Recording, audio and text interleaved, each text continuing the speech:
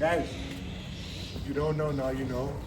Former world champion, 14-time undefeated, WBA, IBF, Ring Magazine, 14-time undefeated South African world champion, the legendary Brian Mitchell joined me today to talk about his journey of strength out of struggle. Welcome, sir. Thank you, Kes. You. Welcome to the cozy setup here. This is where we tell stories, inspire people. Let's take a seat over there. Guys will catch you after these. Yo. So this is a special one, guys, because we've worked together before. We've talked. Brian just knows me as Kaz, but he doesn't know that Kaz was a kid. We used to watch all of his fights, literally, super featherweight. And if you know about how talented and how fast you have to be at that weight, and to win the WBA World Champion, to be undefeated 14 times. Then not only that, IBF, but the Ring Magazine. Thanks. The Ring Magazine is not Drum Magazine, bro. Let's keep it real. Brian, it's a pleasure to have you, sir. I mean, Thank you, Kes. when we were working together, I wasn't able to bow down so much. I got some shots of us in Monte Carlo. What a nice trip. With Ricky Butler. Yes, brother, amazing. And first of all, I want to thank you. Long time ago, eh? Yeah, but now 10 years ago, maybe. it's the comeback now. You know, it's a comeback now. Now I'm getting back into it. I want to try and assist wherever I can. But I wanted to also say thank you for when I was doing all that strength and conditioning coaching. You were shouting me out. I heard on the commentaries. Thanks for giving me the credit for doing the work, and it was amazing. But today's up to you. And I want to take it right back to the beginning. What is little Brian like? Was there fitness or health in the family life, eating, exercise? How did it all begin for you? Where did you come from? I want to know the whole story. Yeah, thanks, Kes. Well, I mean, in the beginning, we had nothing. You know, I was born in 1961. I started boxing in 1970 when I was 9 years old. Yeah. So that's like 55 years ago, because I'm 64 next month. Started in the back streets of Troyville, up the road from the Ellis Park Rugby Stadium. Bro, your Bears Valley. Yeah. We lived in Bears Valley in the government flats. You know, I grew up very poor. Yeah, me too, Bears You also Valley. live in Bears Valley. Yeah. Yeah, so we were in those government flats by the sloot there in Bears Valley. But I started boxing at the age of 9 at the Ellis Park Boxing Club. Yeah. So I was born in Yilbra, actually, raised in Troyville, and then we went to Malvern. Hillbrow was the place though back in the day. It was. It was like New York in Africa. Yeah, if you tell people you were born in or you lived, I lived in Yilbra for a while too. Yilbra was the best place in Africa. Yeah. Place. I mean, now obviously it's terrible, but Yeah. it is So what born it is. there, boxing Ellis Park, and then you moved. Yeah, so then I started at Ellis Park Boxing Club. Harold Volbrecht actually lived in my street. Harold, the Yeah, legend. Yeah, Harold, remember, 19 times South African welterweight Wow. champion.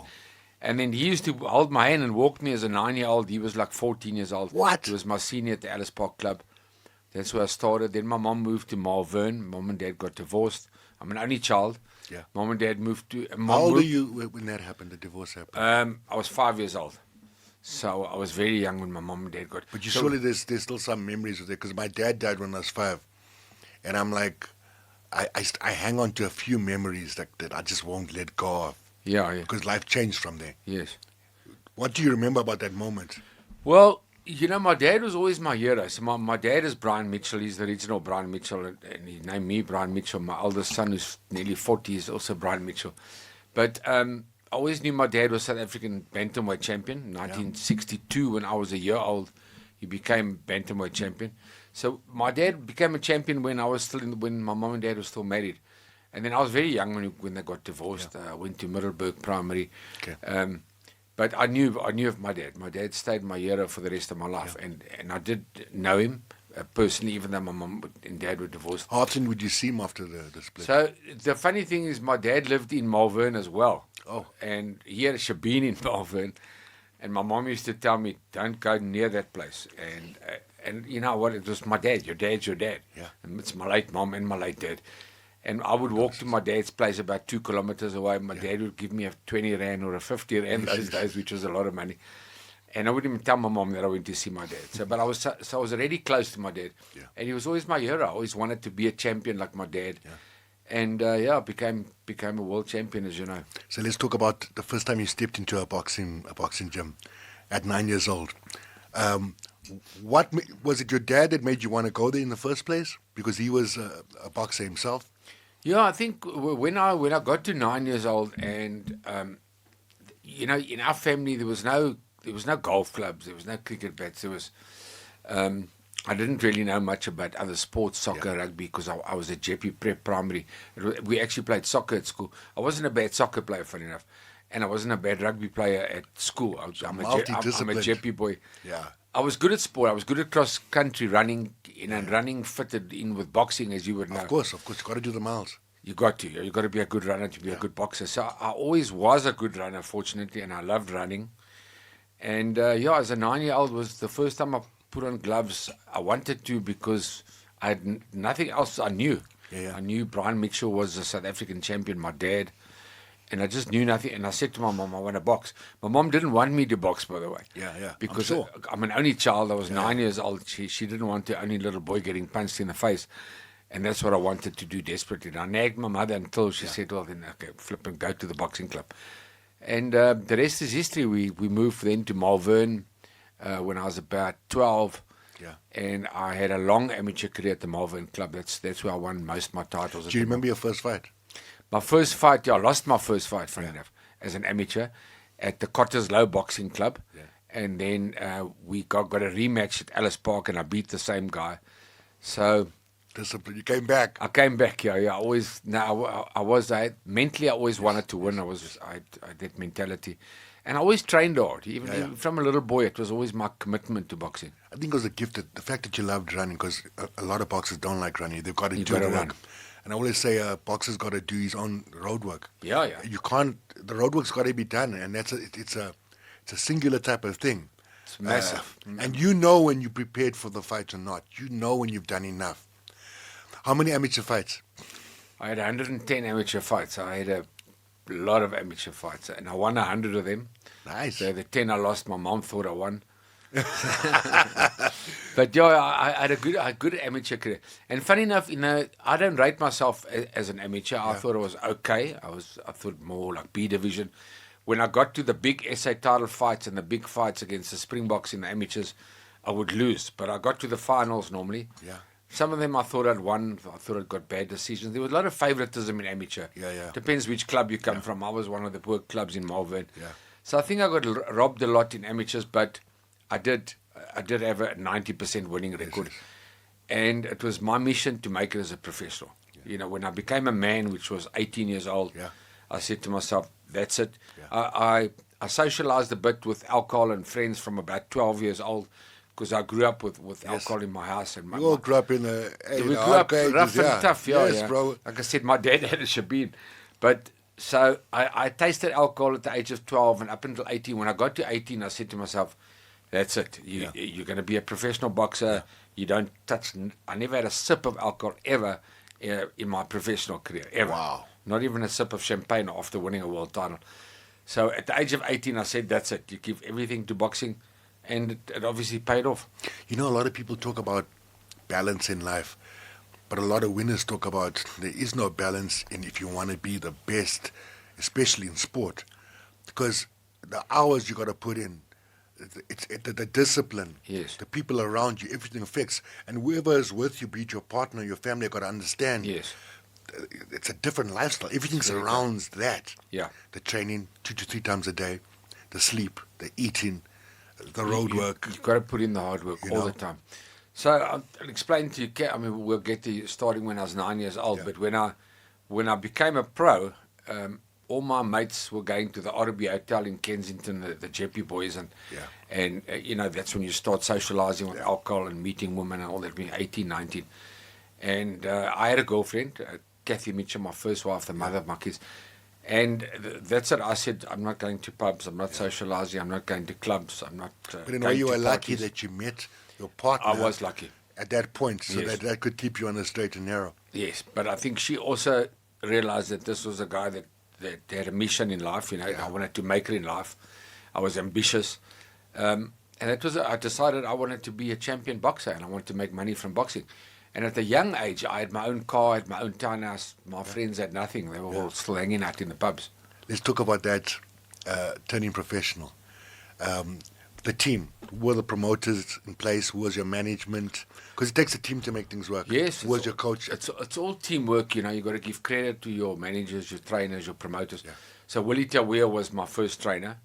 Good trainer. I didn't really rate him as a manager that time because I left him to go to Carlos Giacomo a bit later in my career. Was Yeah. a better manager for me. Yeah. But I loved Willie as a trainer. He was brilliant. He was a brilliant fighter. I watched. The Tawils, legendary. The Tawils are legendary family, absolutely. Vicky Tawil, our first world champion. First ever world champion. First ever, and Alan Tawil, Yeah. junior now, is still in the professional game, Yeah, a mate of mine. So he's Uncle Willie Tawil, the brother of the late Alan Tawil, that who trained Petey Ferrie and not Bob Foster, Quincy Smith and all those guys. His brother, Willie Tawil, was my trainer. And we had a good time together. I won a South African title with Willie. Yeah. And thanks to him. What weight did you start fighting at? I started at junior light. It's a crazy thing because that's how disciplined I was. Willie tried to get me to featherweight, but I just couldn't make featherweight. I said to him, no, I'll die to make featherweight. Yes. So I fought all my fights at junior lightweight. So when I turned pro at 19, until I beat Tony Lopez at 30, I was still a junior lightweight. Wow. And that just shows you the discipline because your body does change. By the time I was 30, I was battling to make the weight. I was 10, 12 kilos over before world title fights. Let's talk about your training regime throughout the year. Would you only train for camp, or would you be training throughout the year? No. Because some fighters they don't train. They take this big break. Yeah, which is wrong. And then when we hit camp, we've got to really it's a labor. No. So Kaz, no, I didn't. Fortunately, I loved training, and that helps. And I loved what I was doing, and I stayed in the gym. And what kind of training were you doing? Today I tell my fighters it's not seasonal. Yeah. You don't. It's a lifestyle. If I got fighters in my gym now that want to only fight when they sign a contract, Yeah. then I'm not getting them fights. Yeah. It's not seasonal. You stay in the gym. That's why the Malajikas are so good today. Yeah. Because they fit. Yeah. They're in the gym. And you want commitment. And that's what I did. Yeah. You want to get behind people that are committed to what they Correct. want to do. Yeah. So I think I was a trainer's dream because, I mean, they had to chase me out the gym. You know, I just loved it. Just as a trainer, I want to know about the type of training you guys used to do. Yeah, so Willie in my early days taught me a lot because he was very scientific and technical, and he taught me the moves, the skills, the switching, the bobbing, weaving, the slipping. He taught me all those things. And then I got to the next level where I wanted to fight for a world title. And there was a guy called Carlos Giacomo, Harold Vorbrecht, had left Willie locked to go to Carlos. Carlos, again, wasn't a great trainer, but he was a good manager. So, you know, there's a difference there as well. He was connected to the WBA guys. Connections as well. People in don't South understand. America. Yeah. You need the connections. Yeah. So he was connected in Panama to the WBA guys. Yeah. And I joined him as a South African champion. And I don't think he made me. I think we made each other because Time and chance. he got me the world title fight. Thanks to Stan Christodoulou as well. Stan had refereed a fight overseas with Legendary. Alfredo Lane knocked out Wilfredo Gomez. Gomez was legendary. Lane was never supposed to win. Yeah. Lane knocked out Gomez. Stan Christodoulou said to the WBA, give Mitchell a shot. I was number 2 in the world. And Saul Kersner put it on in 1986. Myself and Alfredo Lane. That was amazing, though. And Uncle Stan, let's give Uncle Stan a shout out. Yeah, because, absolutely. he's been a strong representative for our sport from the outset. Been with the WBA forever. Yeah. He was very instrumental in making that fight happen. So let's talk about the lead up to the call when you're going to get this title fight. So how many? So you fought. Now you're working your way up to number 2. Yeah. And first of all, what's it like getting to the point of number 2? So I was a good South African champion. So I lost very early in my career, in my 5th or 6th fight to Jacob Maraki. Yeah. He was the Transvaal champion at the time. And then he lost to Chris Whiteboy for the SA title. And then I knocked out Chris Whiteboy.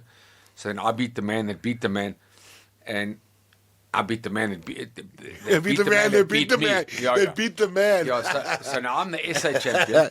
So now it's time for revenge. So then I beat Jacob Maraki 3 times in defense of my South African title. So it was good revenge. Yeah.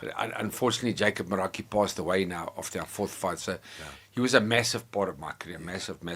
He's the only guy that I ever fought 4 times. And the reason we fought 4 times, because we were the 2 best in the country. I kept saying to the promoters, but I want to fight for the world title. I don't want to fight Jacob Maraki again. And they're saying, but you're the 2 best in the country, so they put us on again. And those fights were fire. Yeah, it was big fights. So only guy fought 4 times, only guy to ever beat me, and only guy that passed away. So he was a massive. Much respect, we give him flowers as well. Massive part of my career. So now let's talk about. Now we had number 2, and you get the call. Who does the call come from that you get in the title fight? So Carlos Giacomo gets a call from Stan Christodoulou. Yeah. That we can do Mitchell Lane. Are you keen? And Carlos Giacomo comes to me, and I said, absolutely. I've been waiting for this all my life. Waiting 25 years for this. Yeah. Whether I was ready or not, I thought I was ready, but I was up for it. So I'd had 8 South African defences in the junior lightweight division, undefeated. And then Saul Kersner owned Sun City those days, was still married to Annelien Kriel. Yes. And Saul Kersner phoned, at least Carlos Giacomo phoned Saul Kersner. He said, let's do it. We're in the height of apartheid. I don't even know how he got it right, actually. If you look back now, we're in the height of apartheid, but I think it was just the beginning where they started placing sanctions on South Africa. Yeah. So I got a bit lucky there. Saul Kersner offered the champion $100,000, which was big money those years. It's big money now, bro. It's big money now. Yeah. And that's 1986. Yeah. So he came to fight me. It was supposed to be an easy fight for him. Yeah. And like he wasn't supposed to beat Wilfredo Gomez, yes. I wasn't supposed to beat Alfredo Lane. Yes. So the media said, no, Mitchell's a good South African champion, but probably not good enough to win a world title. Yeah. And I proved them wrong. Saul Kersner put it on. Stan Christodoulou and Carlos Giacomo were instrumental. What does the lead up to that fight? How many weeks preparation did you have? I got about 2 months. So decent weight with camp. But I was always in camp. Like you asked me the question. And how much earlier on? In weight? How much weight did you have to cut? So I was taking off about 9 kilos, 10 kilos for a fight. But when I say 9, 10 kilos, that's only the day after my fight. Yeah. That week that I take off. I'll get to about 10 kilos overweight. But then I'm back in the gym. Yeah. And then the process starts again and the weight comes off. Yeah. You know, if you're in the gym, the weight comes off. Yes. So realistically, I was probably about 4 or 5 kilos over generally Yeah. a month out before a fight. How are you feeling going into that fight? Did you have this manifestation thing? Were you seeing images? Were you thinking anything specific? What is your mental talk like? Yeah, I believed that I was born to be a world champion, you know, and it's some people thought I was arrogant. A lot of the media said to me, Dan, I think I'm a bit arrogant to one, especially when I'd won the title. And I was just this confident young man, you know, that came from nothing, that wanted to be something. Yeah. And I said to the media, well, you can call me arrogant. I'm confident. I believe I'm the best. You can't come second in boxing. Yeah. You know, you got to come first. Otherwise, you're not going to be the world champion. Yes. And I just believed in myself, you know, and that self-belief. And obviously, you got to put in the training. Of course. The training gave me the mental strength. And I put in the hard work, you know, I put in the twice a day, every day. The media came into the dressing room, a funny story, at Sun City and said to me, are you nervous? It's a 15-round fight against the world champion. And I said, I'm actually more excited. And they said, what do you mean excited? Aren't you nervous? I said, in an hour's time, I'm going to be the champion of the world. Wow, bro. I said, that's how I looked at it. So I'm not worried about the fight. I've done my homework in the gym and on the road and trying to play. There was some Ali talk there. Yeah. And back in the day, 15 But rounders. Ali backed himself. Yeah. You know, got to Gary go. Player. People say to me, Gary Player's arrogant. I'm a good friend of Gary Player. Look at Gary. Gary Player's got 9 majors. He's allowed to be arrogant. And still fit to this day. Great. Like mindset. Muhammad Ali was winning the fights that he said he's going to win. Yeah. So there's that fine line between arrogance and confidence.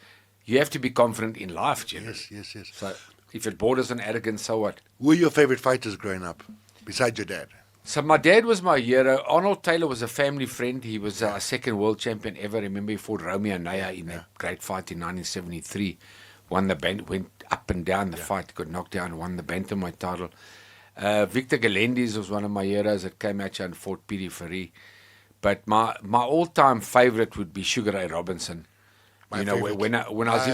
When I was eventually allowed to see what old boxers look like and fight like. And he used to fight I couldn't believe how good he was. Dude, they used to fight like almost like a week. Now you got to fight here, you got to fight there. Yeah, he had like 200 and something fights. I mean, they talk about he fought and then he got defeated. Then he won another. Yeah. We got talking hundreds. Like you just get going on and on he and just on. kept going. And but he was just poetry in motion. He was ahead of his time. I wish that's one fight. The guys I wish I could today have can't fight like Sugar Ray Robinson. And then you had Sugar Ray Leonard. I loved Sugar Ray Leonard. Sugar Ray. And then obviously Sugar Ray Robinson was way before my time, and he had passed away. My goal was to meet Sugar Ray Leonard one day. Yes. And then I met Sugar Ray Leonard when I was world champion. Yeah. And then Sugar Ray Leonard was like looking at me and saying, Yeah. I'm one of his heroes. I'm like, really? How's that? And Those moments of serendipity are amazing, right? And I loved Sugar Ray Leonard, and Mike Tyson was one of my favorite heavyweights. And Yes. I got to be friends with Mike Tyson. We were inducted in the Hall of Fame together. How's that? Myself and Tyson and Lennox Lewis. So the great thing about, I got to meet a lot of my heroes. Yes. So now let's talk about that fight, the first fight. The anthem's playing. You walk in. What song did you walk out to? Eye of the Tiger. It was Classic. good. Yeah, so the Rocky Classic. the Rocky song came out, I think, in 1977. Yes. And this was 1986. I mean, everybody loved that song. And I just wanted that. But I'll tell you a funny story about Eye of the Tiger. So now I get to Sacramento to fight Tony Lopez. Tony the Tiger Lopez, that's his nickname. Yes. So they asked me, what theme song do I want to come to the ring to? Now, I'm the WBA champion. He's the IBF champ. Yeah. So I said, Eye of the Tiger. You're not even thinking. I said, no, not in this town. In this town, Tony the Tiger Lopez, that's his theme song. So I got annoyed with them. I said, play whatever you want to. It doesn't matter to me. So they played Simply the Best. Tina Turner. So it can't get much better than that. And that was a classic. So I'm coming to the ring to Simply the Best. So I didn't care anymore about Eye of the Tiger. Yeah. I thought, let Lopez have his Eye of the Tiger. But yeah, when I beat Alfredo Lane, then I was Eye of the Tiger. Sun City was packed to capacity, about 8,000 people. And it was wonderful. It was the only world title fight at the 14 that I ever had in South Africa. And I was the challenger. Yeah. So how did you feel? What is the feeling like before that? The bell rings, because now we're introducing. What are you thinking? What are you feeling before the ring goes? Yeah, the no, first round. I was pumped up. I was ready to win a world. Obviously, there's nerves. You're human. The nerves is if you think what might go wrong. Yeah. But when I think to myself, my preparation, what I put in twice a day, every day, I'm like, nothing can go wrong. I'm going to win the world title. Yeah. And it was a tough fight. The first 2 or 3 rounds, I felt his power. He was a big puncher. And then I started gaining momentum from about round 5, 6. I was always fit. Yes. And I was in his face. And the 3 knockdown rule applied in the WBA. Yeah. And in the 10th round, I knocked him down first time, and I ran to the neutral corner, and I was like flying. I wasn't even on the canvas. I was You were like flying. floating. I was floating, yeah. Yeah. I was floating. That's what I'd do. And then I knocked him down for the second time, and then I knew that's it. I couldn't wait to get out that neutral want to corner. tear him up. I'm like, wait, the referee must let me go. Yes. And I climbed back into him, knocked him down the third time, and then it was like proper floating. Then I was in heaven. I was like, wow. If anybody knows what it's like being in heaven while you're alive. So let's talk about that moment. That was my heaven. Let's talk about that moment, because that was all those years from birth, Yeah. from Ellis Park to everywhere, to Melbourne, from Hillbrow, representing Yes. through amateurs, Exactly. everything flashing to That's- now I'm world. That's everything you've ever put into boxing in your life. From a 9-year-old kid, now I'm 25, so what's it? 16 years of my life. And now I've won the world title, but the world. And there was only 2 world titles at the Yeah. time. It was WBC and WBA. Yeah, it was like So small like that. it wasn't like today. It's a bit of alphabet soup. I mean, I've seen it from the outside, and you were just like this pit bull, and the famous moustache. Yeah. And I was a porn star in the Yeah, 80s. bro, you were cool like that though, like Tom Selleck. Yeah, you were the slimmer Tom Selleck. I was a little dumb. Yeah. And I saw it from the outside, so I could see the excitement from here. But what was it like from the inside? Did it dawn on you like I'm the world champion? Yeah, Kez, it was. It's like It was like, it's hard to even put into words, And I've been, fortunately, I'm still telling the story at golf days and at companies and guest speaking, and people still love the stories, and it's nice that I can still go out and tell my story. And I still get goosebumps thinking about every time I tell that story, like talking to you now, that winning that world title, knocking him down for the 3rd time in the 10th round to become the world champion. Yeah. I mean, it's not like the Gauteng champion, it's man. the world champion. Yeah. And it was mind-boggling. This little South African proved that he can win a world title. I became the Gary Player of boxing. Exactly. And the whole of sub-Saharan Africa, whether you knew it or not, was watching, because I'm half South African, half Zimbabwean. So at that age, I was in Zim watching you as a kid, dying for the day when I'd come to South Africa and meet you and other legends. So I wasn't even in the country. Oh, okay. So the moment you had when you met these people was the moment I had when I met you guys. You didn't even thanks. know it. Thank you. Yeah, I just look at this tough guy, I'm like, shit, that's Brian Mitchell. Did we meet in Monte Carlo for the first time? No, we met you met at the fight there when Heki was course fighting. Nati for And you were Heki's coach. Yes. Strength and conditioning So I coach. brought on to get Heki strong for that course 95 because that was a Yes, a and you did well done. worked him. It was amazing. Yeah, to beat Nkosinati Joe is massive. Yo. Heki Battle is a great fighter. Yeah. And you did a good job. Thank you so much. Big heart there. So now you win the world title. What's next? Where does life take you next? So then it gets even tougher. So now I've won the world title. So now you're on top of the world. 3 weeks later, the WBA decides that they're placing sanctions on South Africa and Bophuthatswana, which it was called at the time Sun City. No world title fights in Bophuthatswana and no world title fights in South Africa or Africa for that matter, because of sanctions, because of apartheid. So I didn't even understand what apartheid was. You know, I was never involved in politics. I was never racist at all. Sportsman. I didn't know what racism meant. I was a sportsman, because I'd fought in the townships in the early 80s, long before I was world champion. I had black friends. I had promoters promoting me that loved me in the townships. So I couldn't understand what they were doing. But anyway, there were sanctions on the country, no world title fights to happen in this country. I went overseas to Panama with Carlos Giacomo to try and take the WBA to court. Yeah. He has this little 25-year-old trying to take the flipping World Boxing Association to court, which wasn't going to happen. But when I got there, the president said, "No, Mitchell, you don't understand. We're very proud to have you as our WBA world champion. You won at fair and square. You knocked the world champion out. But we cannot place we can't put world title fights on in South Africa. We can't sanction them." Yes. And then I understood. I said, "Thank you, Mr. President." I said, "Well, it's great news that I can stay champion." Yeah. You know, that was the greatest. Now you got to fight. It's a great consolation prize. I can still be world champion. Yeah. But the sad thing was I could never fight in my own country. Can't fight in your own country. So I went to Puerto Rico, I went to Panama, I went to France, I went to Spain, I went to Italy 4 times, I went to London, I went to America. So what you didn't see was, for the other countries that were around South Africa, they were also going through apartheid, like Zimbabwe, Rhodesia. When you were doing that, you were giving us guys that were going to the community center to learn how to box or whatever, oh, I can go global. Yes. If I work. So for you, maybe you were a bit upset that you couldn't represent. But I became international. Dude, now you're worldwide. Now eyes are on you from everywhere. Yes. You're not just looking like a South African champion. Now you're the world champion. Yeah. And you had this energy. I mean, I remember.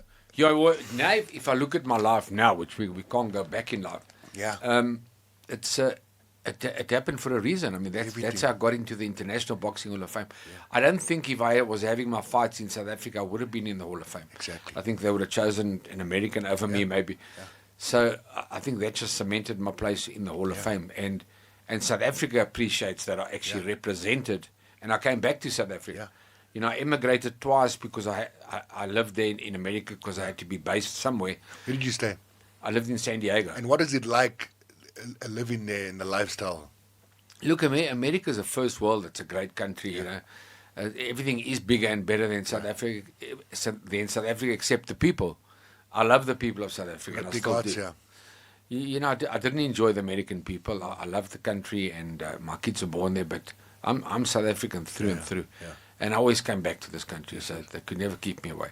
I could have been living in America for the last 30 years, but this is where I want to live. Now, 14-time undefeated. I know there was the 12 first.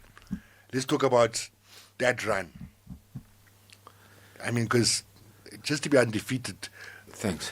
1-2, but I mean, now we're going to a dozen. Yeah, thanks, Kes. Like, how do you keep on? What do you draw on? What inspiration? Because now each time you're like, when you're on the top, they come in and get you. Everybody wants what you got, so it's not easy. So what's happening now in your life? The stress, how are you dealing with everything? And what happens is every 9 months you've got to fight the number 1 contender. So you can't just choose easy fights. Yeah. And everybody who fights got to be in the top 10. Yeah. So you maybe get one guy you can choose in the top 10. So I would look at like an Italian, for example, and say, well, let's go for this guy. Looks easy. But exactly what you're saying, when when you're at that level and they want what you got. What I saw on video, the little bits of video we got those years, I saw a guy like a bit of a club fight, and I'm thinking it's an easy win. You get there, it's not an easy win. He's going to come up. You're fighting in his country in Italy. He gets up for it, and he wants that title. Yeah, yeah. So every fight becomes hard. Every title defense is hard, and all my fights were in my opponent's backyard. Yeah. Every fight.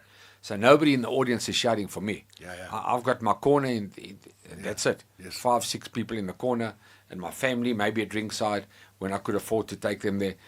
And the rest of the crowd, like fighting Tony Lopez, 20, 30,000 Mexican Americans booing me. And Sure. they're not there for me. You got to have thick skin, eh? Yeah. In Italy, I fought against the gangsters there. I fought in Sicily a few times. They hated me because I And was you have fighting Italians. You have to clearly win. Otherwise. Yeah, fortunately, I was knocking a lot of them out. But even with Tony Lopez, I got the draw the first time to get a draw in Sacramento. You know you've won. And I went back and fortunately beat him. And you gotta step it up a notch. You gotta just like you have to win by a couple of points, otherwise you don't get the decision. What did you draw on for inspiration? Well, Let's say inspiration. when stuff was really like I don't know if I can get through this anymore. Was there a moment when you were like you wanted to throw in the towel? No, I was never that kind of guy. I was always positive. I was always the hard work, the training really got me through. Yes. I was very religious as well, but what you put into life, you get out of it. Yes. I say that about anything. That's if you right. talk to a child that's doing an exam, if you've studied, which I didn't like studying either, but if you study, then you go in there with confidence. So like me as a fighter, I put in the work. I put in the hard running. I put in the hard sparring. Yeah. So when I went in there, I was confident. Yeah. So I'd never really had a weak moment. I understood that I couldn't fight in my own country. But the great thing is I knew that everybody in South Africa was watching me. Exactly. Because those years you had Super Sport come out. Yes. And people were buying decoders. And I got so many... I used to get letters to my hotels overseas from South African fans. Yeah. And I would lay in the hotel when I wasn't training and read these letters. And it was so motivational to see what people really thought about me. People I'd never met or heard of from all over the country. Little dorpies, Yes. And kids, how they loved me. And I thought, so that's who I'm doing it for. Exactly. So when I went in there, I knew, okay, so the crowd's against me. Yeah. But I mean, I've got 60 million people in South Africa nation. shouting. I've got the nation shouting for me. So I always had that in the back of my head, and I was confident that I could conquer the overseas guys. Toughest fight. Ex-wife. Yeah. That too. Let's talk about life. My toughest fight was Joe Rivera. He was the hardest puncher that I fought. Yeah. When I got to Puerto Rico, I'd never been knocked down, not in a street fight or a boxing fight. Yeah. Not that I had many street fights. I wasn't that guy. Yeah. But I had a few fights at Jeppy Boys. You always do at school. Listen, Jeppy's legendary. We know. Yeah. You're a Jeppy boy. You got some stripe. You got some skin there. Yeah. And, toughest fight was Joe Rivera. He hit me off my feet in our first offense in Puerto Rico. And then I fought him again. He hit me off my feet again. Yeah. So he was the biggest puncher. And Tony Lopez was a phenomenal fighter. Yeah. But, every fight's tough. When you're fighting for a South African title or a Gauteng title or a world title, there's so many levels in boxing that it's always tough. What is the highlight of your career? I think the two highlights, the two main highlights have to be beating Alfredo Lane at Sun City, in my only world title fight ever in front of South African people, and then beating Tony Lopez in front of his people in my final world title fight, my 14th. And that's crazy because that's the cherry on the cake. Because you came back. Yeah, and I'd retired again. Let's talk about that. So I retired in December of 1990. And what is your reason for retiring? I'd done everything I set out to achieve in boxing, and I always felt that I wanted to have my faculties about me. I know the difficulties of you can get brain damage, you can get hurt in boxing, you are getting punched in the face. And I always wanted to retire with my faculties, and while I'm still sharp, without being a guy that's lost his way in the ring. And you get those guys, the great Sugar Ray Leonard was fighting at 40 and it was wrong. And so in 1990, I retired. I bought a house in Camps Bay, had a nice holiday home there, and I was chilling. And Rodney Berman got hold of me and he said, listen, I can get you the Tony Lopez unification for March of 91. And I'm like, no, and I'm done. I've had 12 world title fights. I'm done. And he said to me, no, you're not done. You're getting a lot of money. He said, we're going to get you big dollars, the most money you've ever earned in your life. And if you know Rodney, Yeah, and it was a big payday for me to go and fight Tony Lopez. So I was back in the gym January of 91, Yeah. March fighting Tony Lopez. Yeah. And then I retired again, and then I got another big offer to fight Lopez again in Sacramento. And then Nelson Mandela was out of jail, and I said to Rodney, you know, the country's open again to, you know, we can do world title fights in South Africa. Let's do it here. Yeah. I mean, the great Nelson Mandela will be there. Yeah. And that's another great story I got. I met Nelson Mandela, but I'll tell you that now. I want to know. So, and he said to me, no, we have to do the fight in Sacramento. The money is in Sacramento. Lopez is from Sacramento. The HBO television wants it there. And that's where you're going to get the big dollar. Yeah. And then I went there for my final world title fight. It was like pension money for me. I thought, get up for it one more time. But I was only 30 years old. And how much are you getting paid at that time? I got $1 million for that fight in 1991. So that's not too bad. Let me just breathe that. But I can't lend you any money because I've spent it all. No, it doesn't matter. I'm sort of No, I'm joking. because it just shows you it's possible. Yeah. You know, it's possible. So The now, guys don't earn today what I earned 35 years ago. okay, let's talk about life in general. What is your darkest moment? Because the story is about strength out of struggle, and what did you go through, and how did you get out of it? How did you come back from it? Whether it's in life or fighting, what is your hardest moment? The toughest moment for me in my career was the Jacob Maraki incident. You know, I was 24 years old. It's the same as a family death. Your mom, your dad, one of your siblings passes away. I didn't know how to deal with it. He was actually my friend at the time. Yeah. Because we were sparring partners as well, and like I said, we were fighting each other because there was no other two best in the country in the junior lights. Yeah. And we'd promised whoever gets the world title fight first helps the other guy with sparring. Yes. So that's how close we were at the time. And then he passed away the next morning after our fight at Sun City. I was devastated. I was absolutely, it was like, it's not supposed to happen. Yeah. And then I retired, and I was number 2 in the world, like I said earlier on. And Sun International phoned me. They said, listen, you know, you're number 2 in the world. It is, you know, it's part of life. You've got to continue. But Jacob Maraki's mother contacted me. That was the best ever. Yeah. And she said to me, please continue fighting, my boy. Jacob would have wanted you to continue to be a world champion. Yeah. And, you know, he died doing what he loved doing. Yes. That came from his mom. It was so... Because up to that point, you were so inspirational. Yeah, his mom was fantastic. And then I got to meet his mom and met her a few times over the years. Yeah. Actually visited her a few times. Yeah. Visited the family, became friends with the family. And, yeah, they were just phenomenal, the family. And then I came back, I think it was about 10 months later. Yeah. And had a warm-up fight and then won the world title and dedicated that to Jacob Maraki. Yeah. So it was meant to be. You know? And if it was the other way around in life, I would have wanted it to be the other way. Now, you know, in life, we go through ups and downs, and there's always people that say their own thing, and I like to get it from the horse's mouth. You went through some hard days as well. I've also been through separation, up and down. What's your life been like, relationship-wise, and going through the downs and ups? What were your demons that you had to deal with, and how did you get through them? Yeah, you know, and then there was divorce. You know, that was also an ugly thing. You know, you get divorced, you lose your house, your kids, your wife, and you got to move on. So I'm married for the 3rd time, but I'm happily married to Charlene at the moment. And I had to deal with divorces, and it's tough times in your life. You know, I haven't had many demons, I would say. Like some of us, like for example, going through my worst, I just felt, without people even knowing, I was plastering. But too much with that alcohol or with this or that. Nobody even knew. I was functioning on it. Yes. You know? Like a functioning alcoholic. Yeah, bro. Yeah, I was there too. For sure. I was at one time, I was definitely socializing too much with alcohol and off the rails and it. And, you know, you just got to... Was there a moment of enlightenment, a moment of waking up, and what changed your trajectory? Yeah, you know, not much happens when you on alcohol, and you know in the circle. You're mixing with the wrong guys. You're not making meetings. You're not being ambitious. You think you're ambitious because the alcohol kicks in, and you think you talk so much nonsense, but it's not really happening because you're missing out on meetings. You're missing out on functions, and to be Brian Mitchell and to be a guest speaker and a motivational speaker and people to look up to me, I had to be the guy that's not the guy on the alcohol. Yes. You know, I still socialize a bit with the guys now and that, but I was off the rails the big time. And you gotta look in the mirror. The same as when you're boxing and you retire. Yeah. You got to look in the mirror and say, I'm done. I can't. Yeah. I don't want to be a punch bag. I don't want to just be a stepping stone for a youngster. I must get out. I've had my innings. Yeah. And you got to do the same in life with anything. Yeah.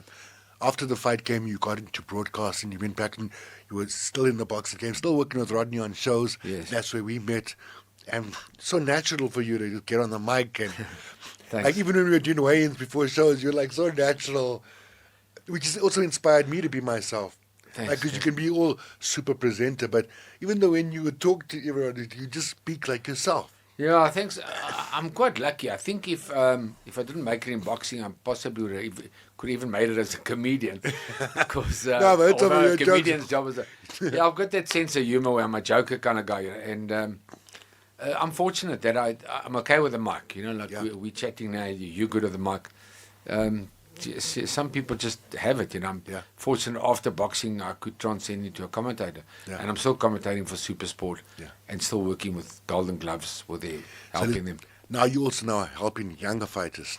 I've got a gym. Let's talk about that, because the last time I don't think you even remember, but before we even met, the first time I actually met you, I was on a TV show and I came to interview you and Dingan in Boyson's, Okay. boxing gym there. Okay. This is like 2000. Jeez, that's a long time Yeah. ago. 25 years ago. Yes, bro.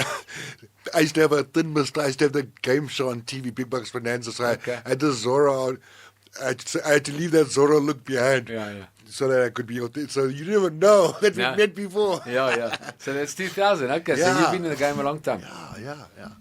So let's talk about the gyms, helping fighters and helping them reach their true potential. So I've got a gym in Ederveld called the Brian Mitchell Boxing Academy, which I've had for about 5-6 years now. Got a lot of very good fighters. Ricardo Malajika is an IBO world champion, won world titles in 2 different weight divisions. Yeah, awesome. And I think he'll get into the big league one day and win a WBC and WBA title. And then I've got a lot of very good fighters. I've got Charlton Malajika, the younger Malajika, Bevan Sabanda, Sia Kusi, the Koop Manzo in my gym, Rourke Naps there. So we've got some What does real it feel good like? talent. Because now you're like, now you can see what the Tawil saw in you, your first coaches saw in you, what Harold saw in you as now you're looking at them. Yes. What are they asking you, first of all? And what are you, what wisdom are you departing onto them? Yeah, well, I think the nice thing, Kaz, is the obvious thing is you can look at social media now, you can go into YouTube, you can see Brian Mitchell fights, you can see training of mine, and they've heard from everybody at their young, they're all in their 20s, so they're youngsters very young compared to me. But they know of my career, they know of me, and they look up to what I achieved. Yeah.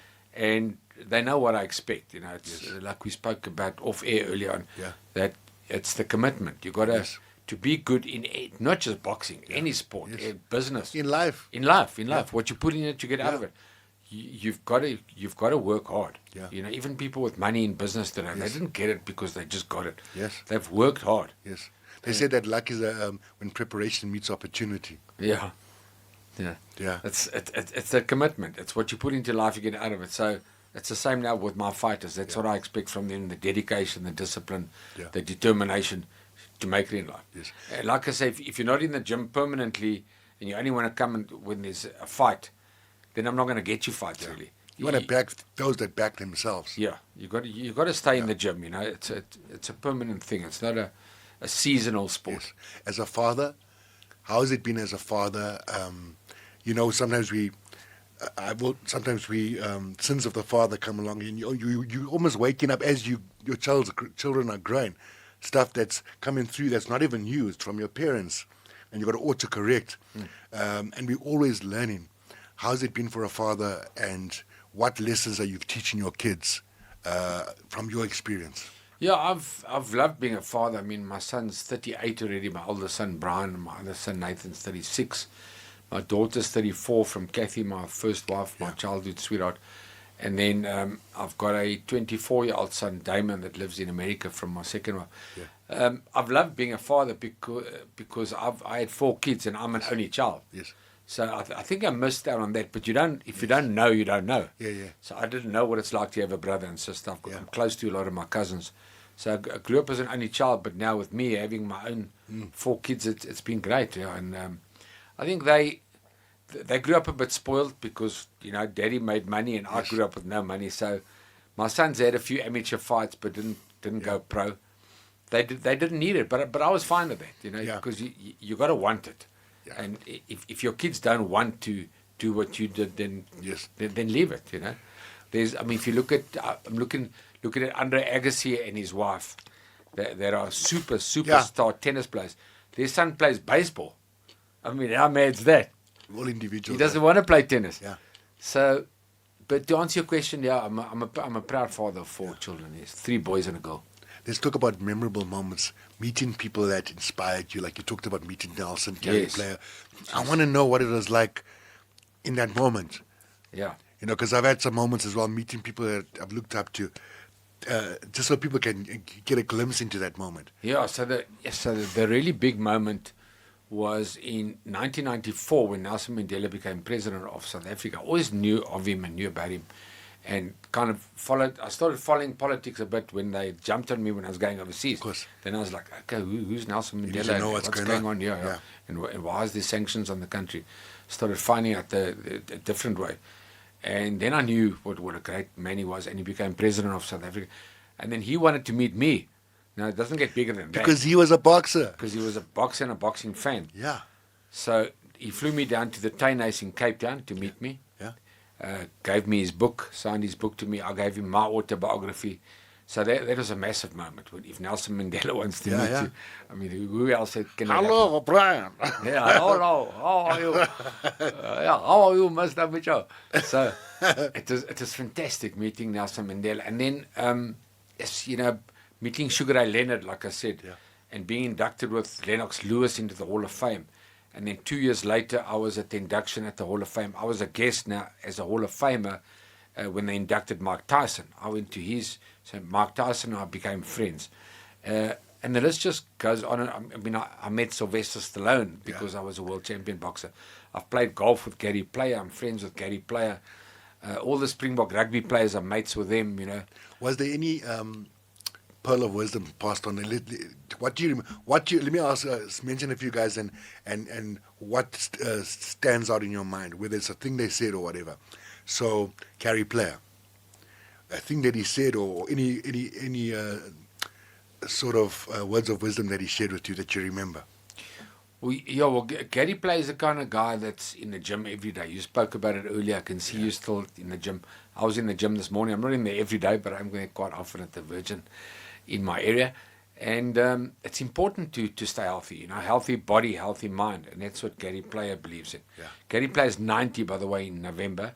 He still does 100 sit-ups a day and 100 push-ups. I don't know if you guys 10, listen, 20, I'm hoping that you can put a word in there I can get him on the show, because that would be an amazing story. He lives between America and between Plettenberg Bay, so he's not an easy man to get hold of.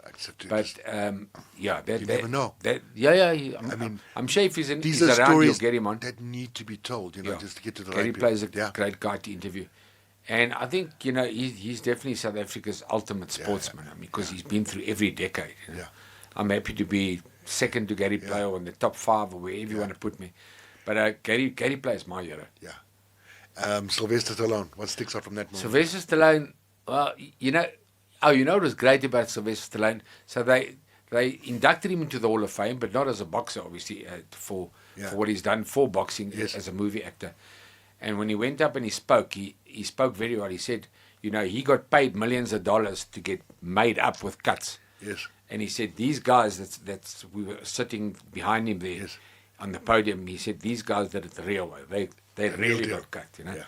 And it was nice. He was very complimentary to all us professional boxers. Yes. And it was just great meeting all these guys like Stallone and Tyson. Sugar Ray?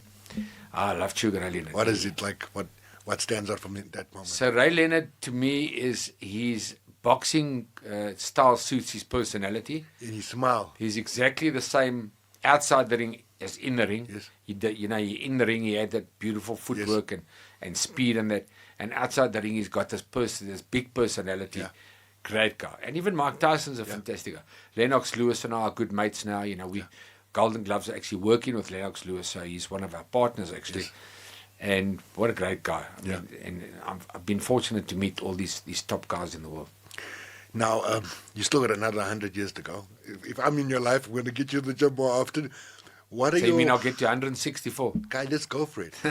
What are your hopes and dreams going forward for yourself, and your family, and the sport of boxing? Yeah, well, for myself personally, I'd like to live till 100. I think Gary Play wants to get to 100, and I think he will get to I'm 100. going to be there with you. Yeah.